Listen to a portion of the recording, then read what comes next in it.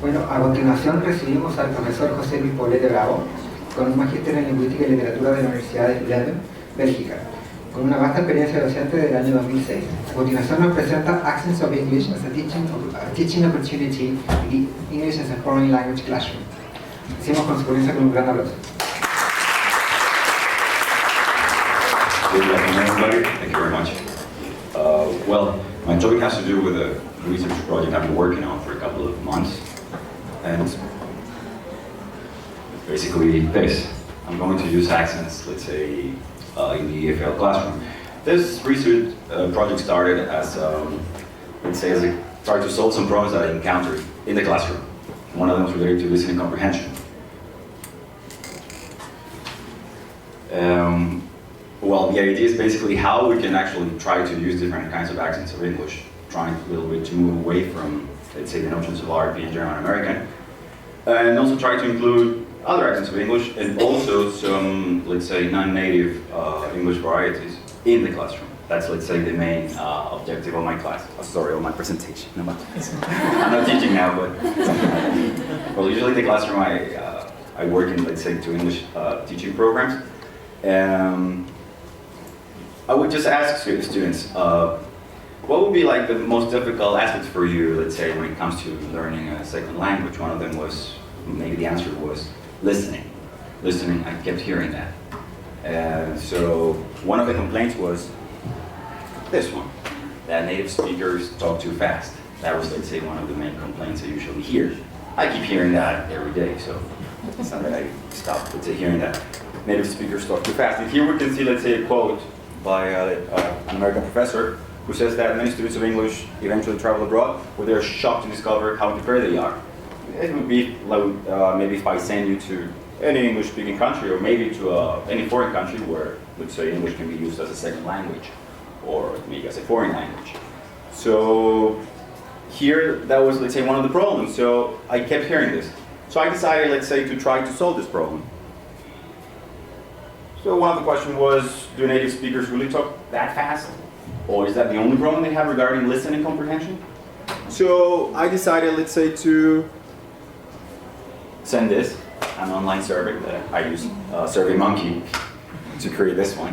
And I'm going to, let's say, take some of the questions. I sent 10 questions to, let's say, all the students in the program. I also work in the translation program. And I think I got a couple of answers.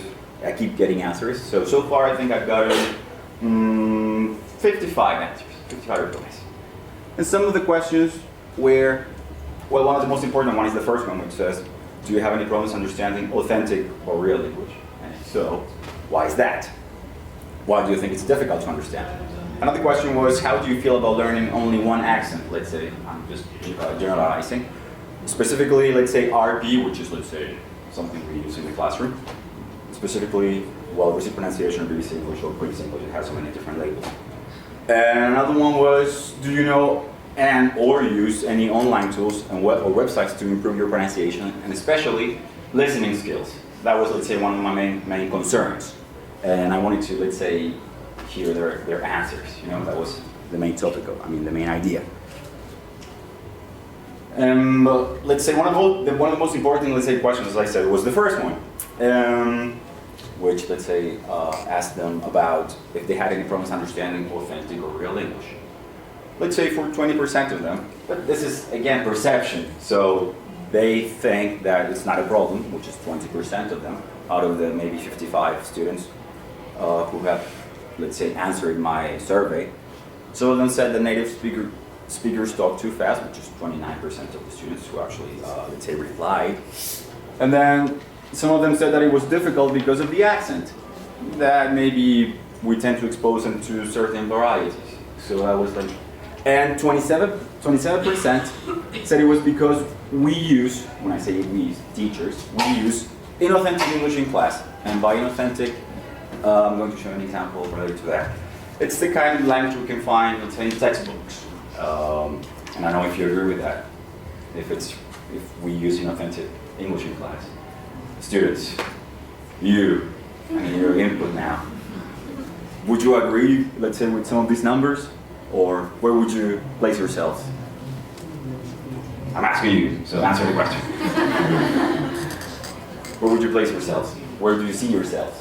Due to the accent, native speakers talk too fast. It's not a problem.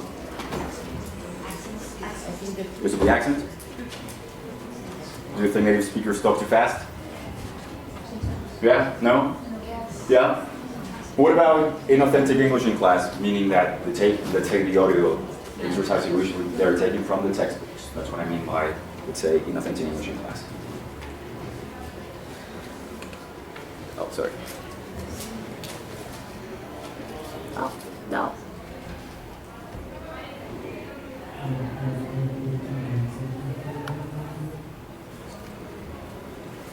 This is an extract I took from a textbook. Do you see any problems with this conversation? Take a look at it, maybe a couple of seconds, and then I'm going to ask you some questions, and then I can tell you what I think about this specific example. Do you see any problems? Maybe I will need some volunteers to help me read this out. Can someone help me? Somebody needs to be A, somebody needs to be B. Any volunteers? You? Thank you very much. You can be A. Who would like to be B? Thank you very much. Okay. Okay, so A, right? A, yes. I'm going away on business for 2 weeks. Do you think you could possibly water my house plants for me? No problem, I'd be glad to. I'll keep an eye on your whole flat if you like. That would be great. Don't worry, I know how house proud you are. I'll make sure everything stays clean and tidy. I'll do the same for you anytime, you know. Thanks. Thank you very much for your participation. Thank you, you're really good actors. Well, let's say in my opinion, the problem is here that this, well, nothing against you, of course, is related to this, which is basically, this is something that may sound, let's say, inauthentic. Why is that? There are no contractions here, and actually, if I play this in class, it would be something like, because here it doesn't say that would be great, it says that would be great. But in this case, for me, this is something that's really inauthentic, and it, let's say, in a way, alters reality for anybody who's learning, let's say, a second language or any kind of language, or third language. And this is something, well, here it says, although most native speakers of English speak neither General American nor is it pronunciation, publishers publish materials rely on these accents for examples, giving a, let's say, a twisted view, giving you a different sense of reality when it comes to, the varieties of English we may encounter, say, not only in the classroom, but also in real world, in real life. So, let's say in this case, the question is, what can we do about this? And also, let's say, after gathering, analyzing all the information, I tried to come up with some answers. It's not only, let's say, to point out the problem, but also to try to come up with an answer, or try to, let's say, solve this problem. Well, you can see a picture of myself. Well, that's not really relevant for the presentation. Well, I have asked, let's say, friends all around the world, English-speaking friends. This is the first part of the project. From Australia, Canada, as you can see, is from English-speaking countries, from Ireland, Jamaica, Northern Ireland, Scotland, the Bahamas, and the United States, to read something for me, any text. And then they also need to talk about themselves, for 30 seconds.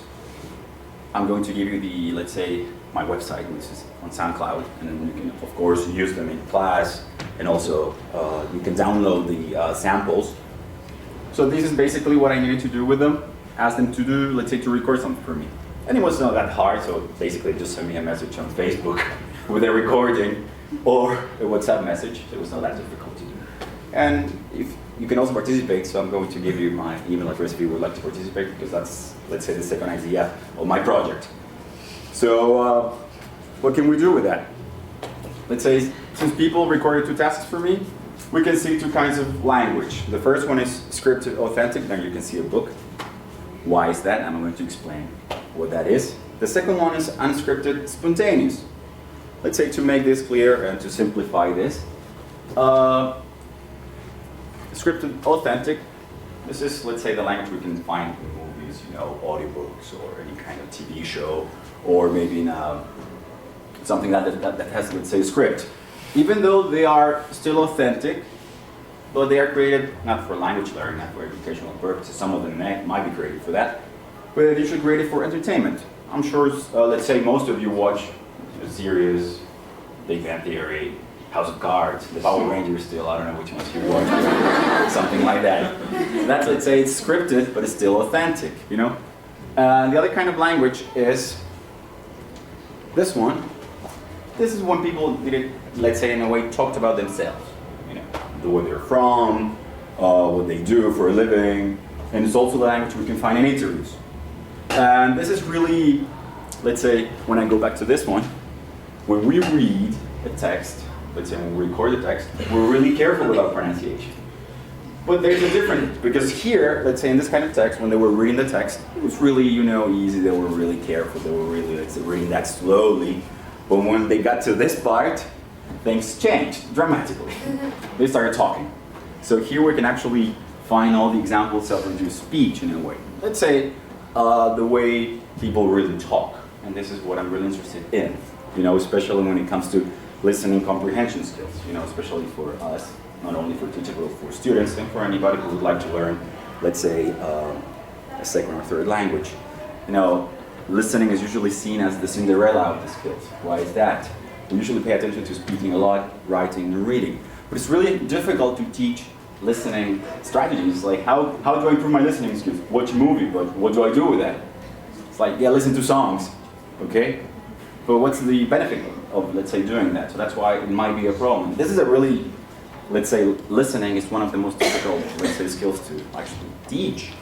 How can we teach listening? How can we listen to, let's say, things in a better way? So, I'm going to show an example. This is for teachers and, let's say, and for everybody. Now, when I was, you know, studying, when I was studying, I used to use, you know, Igarito, Carta. I'm sure you use them. But now it's not even necessary. So let's say, in a way, when students tell me, but it's so hard to find, let's say, authentic English, let's say, outside the classroom.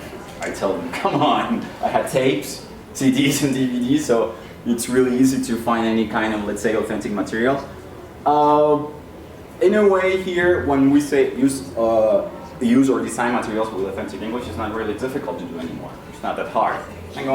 Here we can see some of the websites I usually use in class. In the case here, I don't have anything against, let's say, RPM General American, but let's say in terms of pronunciation, teaching of pronunciation, they're really useful as, let's say, models. But when it comes to, let's say, listening comprehension, if we keep doing that, that's going to cause lots of problems. Why is that? Because, let's say, real life, if you go to London, I was in London a couple of months ago, you're not going to hear any RP. I went to, let's say, a coffee shop, and there was a guy from Romania who talked to me. He was not using RP, for sure. And so, let's say, they are really good reference models, but they are not, let's say, the truth or the correct way or the only correct way to, let's say, speak English. Well, this is for teachers and also for future teachers to design our own materials. Of course, it's a little time consuming, but it is possible. I have to do this every week, so to prepare, let's say, to try to find something suitable or related to the topic that I'm trying to use in the classroom. And please, has anyone, let's say, checked this website, NPR? It's the National Public Radio. You can download material. You can just, let's say, MP3 files, and they're usually interviews. So it depends on, let's say, the topic you're trying to look for, or maybe, let's say, for not only interviews, but also podcasts, where we can actually find, let's say, authentic materials, but the spontaneous, let's say, the way people talk spontaneously. And also, the second one is dictionary.com, which is any kind of dictionary. You can just click on the word and, let's say, you can hear the pronunciation of the word. And that's another problem we may find here, let's say, for everybody, let's say, who learn English as a second language, especially when it comes to, let's say, stress, you know, reputable and not reputable. Guitar, not guitar. Imagine if I say, estoy buscando un hotel. It's like, come on, I wouldn't say hotel. So, which is the same kind of, let's say, idea. You see a video there? Maybe you know that guy.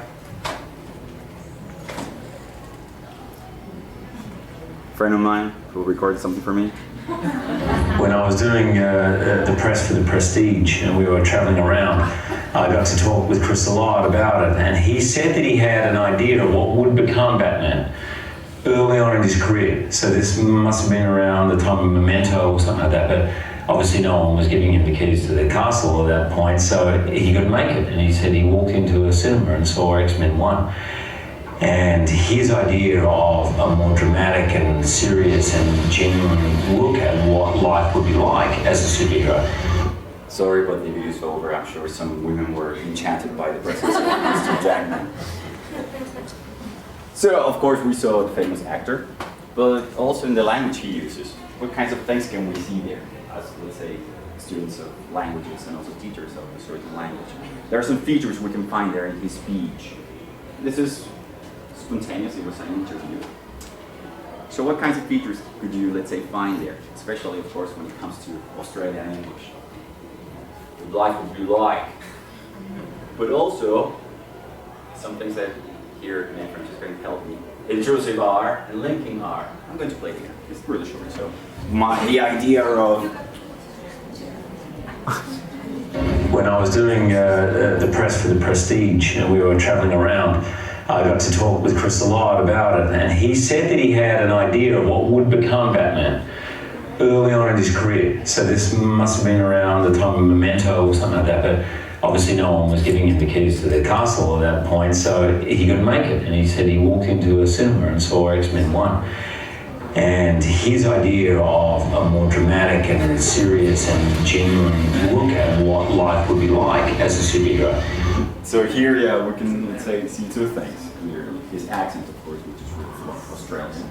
And the second one is some, let's say, examples of reduced or connected speech. Of course, the way he talks, and also things like his idea of the cinema, and also some examples of, let's say, linking R and also intrusive R. So let's say in the case of not only, let's say, try to look for examples, let's say, in books, but we can also just show this, and this is much simpler. This is intrusive R, the idea of, that's it, it's not my problem, he says it. So that's, let's say, real life, you know. It's not that I'm making this up, in a way.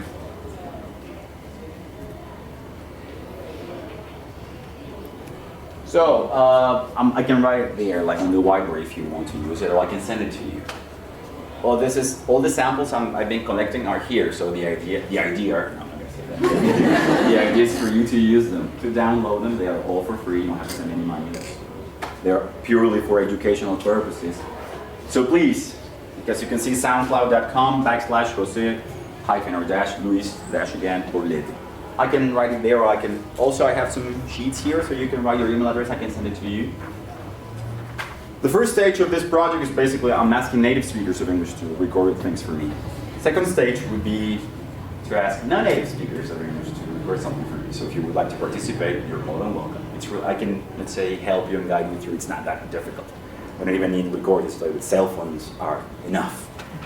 And the third one is I published one yesterday with a Canadian friend of mine. We just talk about life now. We talk about, let's say, some things that are related to language teaching, and it was like a podcast of like 20 minutes.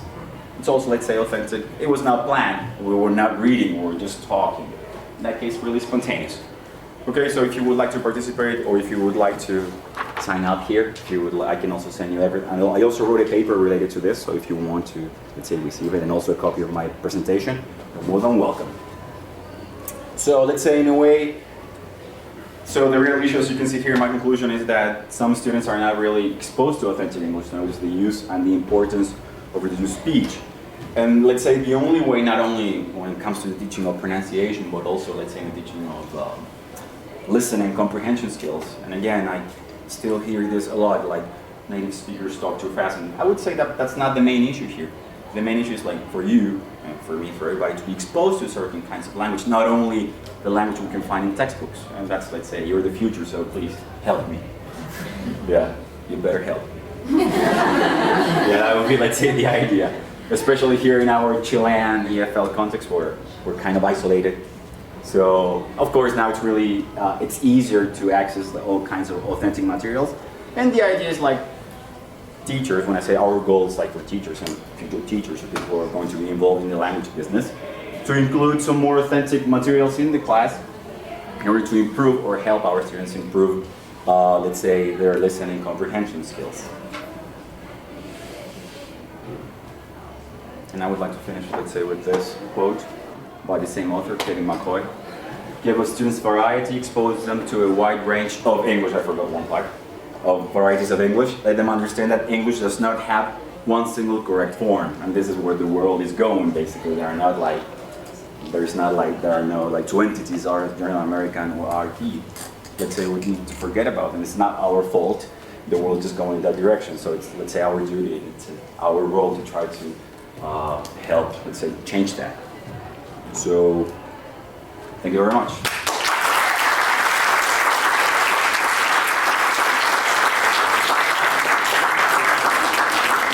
So there's one more thing I would like to say. There is another quote I would like to read. It's really short. Students need to get more listening practice. We need more listening for the sake of listening, basically. We need them to give them more while listening practice and less pre-listening activities, and I'm going to say why. Because the real world doesn't give you or doesn't provide you with pre-listening activities. The reality is people just talk and we need to be able to understand. Nobody says, okay, now we're going to talk about bread, so bread vocabulary people, or get ready to understand. So if you understand, and listening is really important. Without listening, there is no communication here.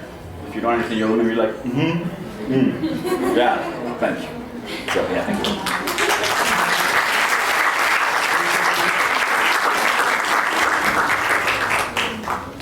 Bueno, ahora nuevamente abrimos la ronda de preguntas y comentarios. English, Spanish. Japanese? No, I speak Japanese. Okay, English. Okay. This is very related to, well, thank you, very good, very fun presentation. We are actually investigating, researching this. Listening comprehension here in our program, and I would like to ask you something very related to what we're talking about, because since we have read a lot about this, we have discovered an author that talks about a metacognitive strategy for improving listening comprehension, and this is metacognition. What do you think about it? Maybe I think I was reading the same book, but I was reading it last week. Yeah. Maybe that's one of, like I said before, I think listening, it's really difficult to teach, let's say, people how to listen. It's like, again, like everybody, I mean, what I usually try to use in class, let's say, it's really simple exercises, you know. Sometimes I would just take an interview and I would, let's say, erase some of the words, especially contractions. And I would, sometimes I'd like to see if people actually hear them, you know, especially like daddle or dadded or things like that, like that would. And sometimes people don't, so I try to emphasize that a lot. And especially, I think it depends on the goal of your listening exercise. It can also be, for example, it can be only for comprehension, it can be for general understanding, it can be for specific information, it can be for, that's why I think it depends on the goal. I mean, if you're teaching, you know, people how to, I don't know, understand telephone numbers or how to, let's say, grasp all the information, there are some exercises we can actually use in the classroom for that, specifically for that. But if your goal is only, let's say, listening general comprehension, there are some strategies that we can actually use. That's why it depends. Well, the first thing I would, let's say, do is to actually give them a kind of listening test to see what, let's say, what the problems are. And then I would start, let's say, developing the, let's say, ideas that we can actually use, let's say, to try to improve. And like I said, when people ask me, when students ask me, like, teacher, what can I do to improve my listening comprehension skills? It's a tough question to answer. I cannot just tell them, listen to more songs, watch movies, and do what we have. Sorry, That's okay. I'm thinking that this is focused on an academic, actually, environment, like here or university. But this is just if you can answer. Not, what about high school? I mean, I'm very worried about it because I think that our input is totally far away with what they receive. So, what do you think? I mean, what can we do for? I mean, how can we use this in high school? I would say I give you this. Actually, I used to work in high school, like everybody else. I didn't start working in a university. I worked my way up. So I try to be consistent with my let's say, with my idea. So I decided to, I started with this many years ago. So I actually used it in the class, in high school. And at the beginning it was hard because it was like a shock for them. But then they started, let's say, appreciating that I was using, let's say, authentic material, not because they told me, and I asked them before, what about using, let's say, activities? Like, no, we don't want to use that tape anymore, like tape script 1.1. I'm like, no, not again. So that's why I started, let's say, including, but let's say little by little, but I did not modify anything. We can use authentic listening regardless of the level. I'd rather use 10 seconds of an interview instead of, a 5-minute song that's not going just to help us, for example, with a grammatical structure. So I'd rather use 10 seconds of something which is a really simple, let's say, topic, for example. What's the weather like? And the person says, it's really cloudy today. It's really sunny, cloudy, rainy, I don't know. But 10 seconds can actually give you more than 4 minutes of tape scripts, 1.2 or something like that. Thank you. Hola,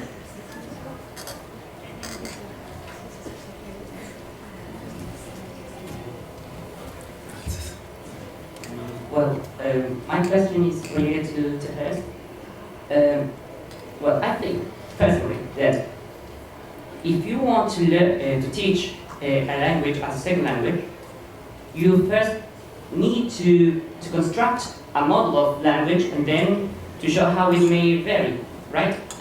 So yes, I'm wondering how can we avoid that this variety affects the fact that we have to create a common point, a sort of standard. So the student could first recognize, for example, let's say the phonemes, for example, or the whole system in general, and then to understand how it may vary. Was it clear?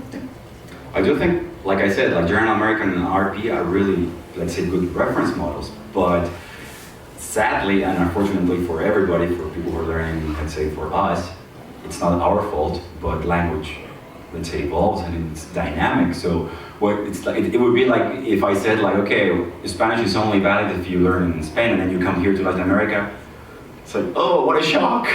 It would be like the same idea. So, like I said, they are really good reference models, but we need to, let's say, in a way, try, and now it's really easy to do that with Google. Just, for example, you can just Google something like Irish radio, Australian radio, or Argentinian. Even like there are newspapers in English here in Santiago or in Chile. So, like I said, that's, let's say, our role, and our goal to actually provide them with different varieties. Of course, like the reference models are one thing, but that's not reality. Imagine if you teach them, let's say, listening, or let's say, with one specific variety, and then you send people to, I don't know, I went to Northern Ireland, Belfast. I'm sure they're not going to understand anything. But it's not because they can't, because they were not exposed to that. And it took me like 3 hours and a few years to get used to the accent. Yeah, I'm thinking, for example, if you're exposed to this big variety, you may not be able to understand none of them, because you don't have like a common point to start from. Do you get my point? Yeah. So it may be harder at the end if you have this variety. Yeah, but there is only one way of knowing, like Francesca said. We just need to try that out, because if anywhere you go, there's not just one variety. You can go to the US and just go to New York City and there are like 150 different accents. There is no like one, of course there is like a base structure for that, but the varieties, that's something we cannot control. But that's not our fault, that's not anybody's fault. But maybe like you said, there must be like a standard, let's say, base, or let's say foundations for that. But there's change, even like for us, the people who speak Spanish, there are so many different varieties, and that's something we can explore if you send me your samples, and I will invite you to do that later. We can compare them, and we're going to see that some of them are going to be so different, coming from similar backgrounds or different backgrounds, but that's variety. That's the magic of this.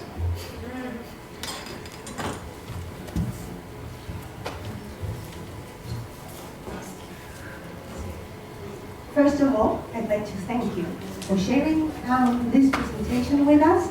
And also, I would like to thank you for your generosity in sharing this very valuable corpus that you are building. And I really mean what I'm saying, because I'm going to use it. Use it, please. And I will contribute if you let me. Absolutely. That's one thing. And then another thing I wanted to say is, well, one question and some comments. I was thinking about the process that I had to go through when learning, and particularly when I felt that I was understanding more. What did I do in order to reach that goal? And the answer is, basically, I did exactly what you did, what you're saying you have to do. I did it on my own because I was motivated and I wanted to improve my listening abilities, and that meant that I tried to expose myself to different varieties, which I think it's the same you did, and I also tried to make friends with different kinds of English speakers, which I also think is what you did. and well, I was able to do that because I was motivated. And then if we are to reproduce this process in the classroom, I think those are the two important things we need to take into consideration. First, we have to motivate students. And I think that in your proposal, you're doing that very successfully. I mean, you got us all motivated with your process, with your charisma, etc. I'm not Hugh Jackman, I'm sorry. I'm not Hugh Jackman. Yeah, no. There's more to etc. Then, I think that is a very important tool. If you're able to motivate your students, you need to get to know them, to know what they are interested in, because maybe for me, there is a topic which is very interesting, but for my students won't be. Then I don't think the proposal will work out, because they will get bored. And then another important thing is to make them aware of what is going on. And also, as you said, I basically agree with every single thing you said. So I feel very grateful for your presentation. And besides, my question is, what other ideas have you got in order to contribute to the motivation? Because we know that motivation is a personal thing. If we don't feel motivated, it's very difficult that someone else is going to motivate us. But how would you trigger that motivation? Because once you motivate, then basically the activities you do in class are only samples that you show your students in order to encourage them to do the same thing in their free time, right? How would you, because that is not an easy thing to do. I mean, especially if you have a heterogeneous class. So how would you trigger that motivation? I'm going to give you an example. I had a class, well, I usually have class every day, but I had a class Monday. And let's say I'm using a textbook, I try not to use listening exercises from there. So what I did was basically, I asked them before, what kinds of shows do you usually watch? And I got many different answers, but let's say most of them agree that they usually watch Cosmos. So the topic was space and DNA, so I showed them Cosmos, like 2 minutes of Cosmos. And again, I was like trying to, let's say, they were, oh, that's a good show, because imagine if I, play again, take script, blah, blah, blah. They were like, boo. So that's why I decided to show something like that. So like you said, like in the first place, it would be like a really good idea to ask them, especially in the case of listening, like I said, it's really, really, really important. Without listening, there's no communication. So in that case, I try to, let's say, ask them, and also for them to understand that it is possible to develop listening comprehension skills. It is possible, but it's really difficult to teach, but we can just help them. And one way would be to, let's say, keep including authentic material. That's like the key thing. Like I told you, regardless of the level. I mean, if you start using, for example, some teachers might say, and this is something I usually hear, like, no, but like with basic levels, you cannot do that. I'm like, yeah, I can. Why not? Because I have one more question. Sorry. I was also thinking about the emphasis that you put on weak syllables and weak forms and contractions and I thought, well, the first question that came to my mind, which is not the first time that I think about it, is how do you think, well, in context, as Camila said, like the one in which we are now, at university level, how important do you think it is to include explicit teaching of, for example, not the complete phonological system, but mostly one of the features which is very transversal to all varieties of English, not all, almost all, or many at least, or maybe to the varieties which produce more difficulty understanding, which is weak forms, reductions, weak vowels, etc. Do you think explicit teaching contributes to this task? Absolutely. I would say that, yeah, it does contribute. And also, not only that, but also stress. And I would say, like, even if your sounds are not, let's say, 100% perfect, but if your, let's say, stress is good, or like maybe the music of the language is perfect, you're not going to have any problems. I have friends from many different countries, and then one of them is Italian. And, you know, Italians are really famous for their thick accents. But let's say everybody understands him, even though he has a really thick accent, Italian accent. That's his identity, of course. But I would say, yeah, I agree with you. We need to actually, maybe it would be a good idea to actually make, let's say, if we teach a really simple structure like I'm going to, you're gonna say I'm gonna, and actually people now I'm saying I'm gonna take a shower, and that's not our fault. That's what people say, you know? Exactly. So in that case, or like imagine if we, that like maybe like also like you said, there is a really specific, let's say, basic form, but that changes, and it's not, let's say, our fault. But we should actually say that, you know? Probably, people just say probably. It's not, let's say, our fault. Yeah, probably. Or generally, it's generally, and start to. It's like something we do. La chaqueta de cuero, la chaqueta de cuero. Reduction. So we all do that. So let's try to get used to that. Thank you very much.